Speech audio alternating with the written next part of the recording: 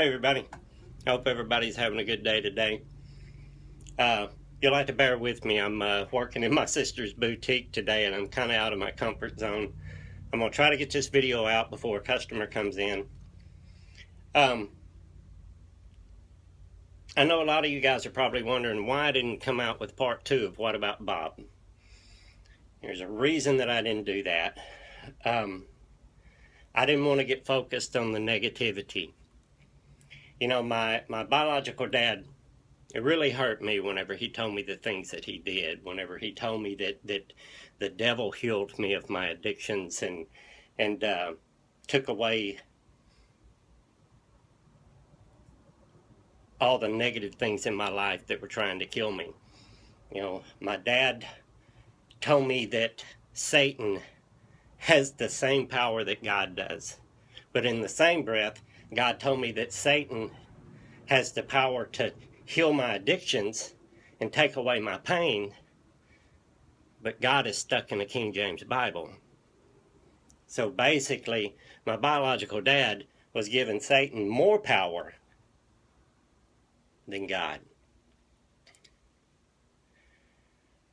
I didn't want to focus on the negativity anymore because I want my life to inspire others.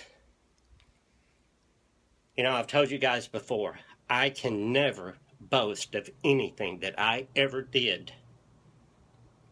Everything that is good about me today is because of my Lord and Savior Jesus Christ. I've told you guys before that it was the love of God that changed me.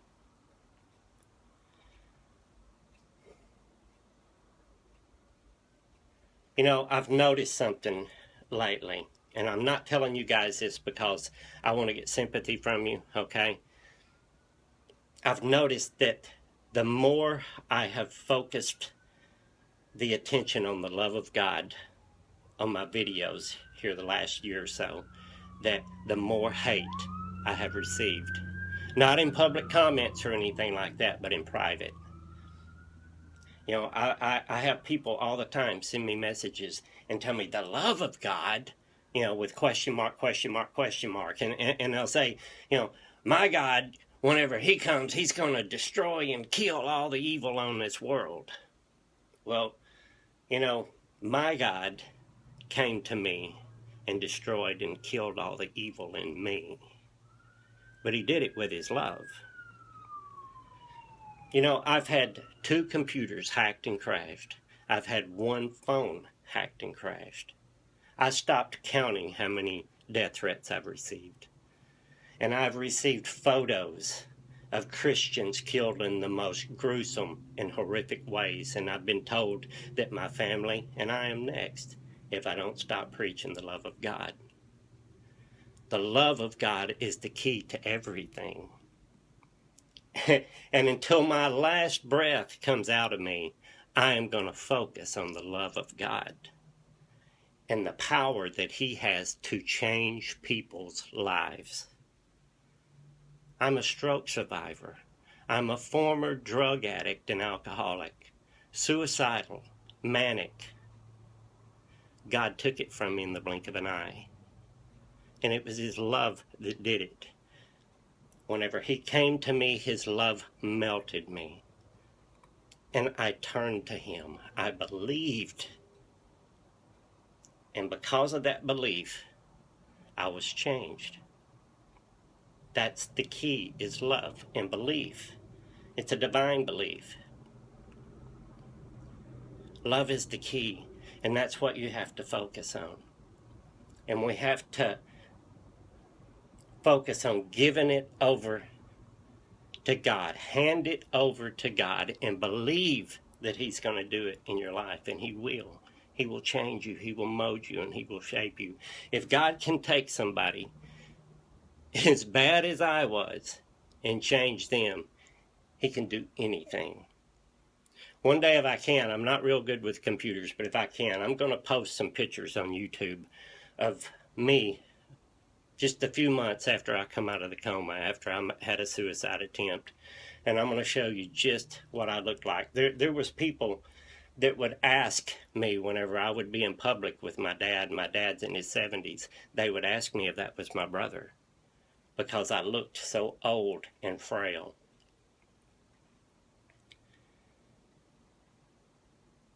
Love is the key.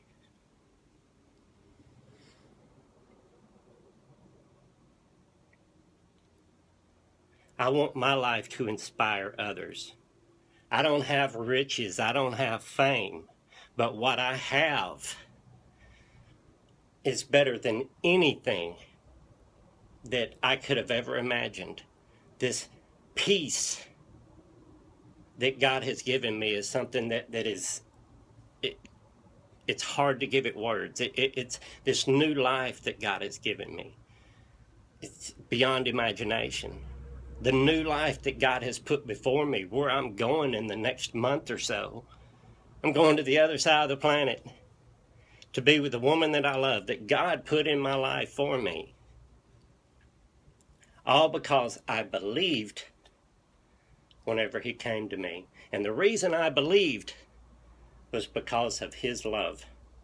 And he told me who it was. He said, call out to Jesus. Jesus is my Lord and Savior.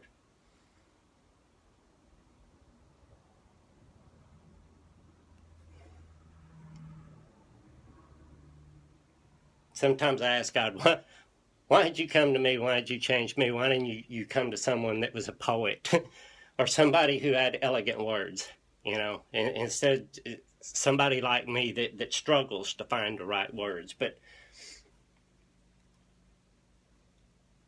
he chose me. He chose me to be a light because this world is darkness. Everybody on this world, in this planet, that does not have the light of Christ in them is in the outer darkness where they're screaming and wailing and gnashing of teeth. You have to be a light in the dark. Shine your light. If God has changed you, if he's healed you, and it was his love that did it, share it with the world. And make sure that you always let people know that it was the love of God that changed you, because the enemy hates it when you talk about the love of God. And he'll use the people closest to you to try to get under your skin and try to make you doubt your faith. But whenever you have unshakable, unbreakable faith, that pistis, divine faith and belief given by God, there is no limits to what you can achieve, because you can do all things through Christ who strengthens you. And the key is always the love. I love you guys. God bless.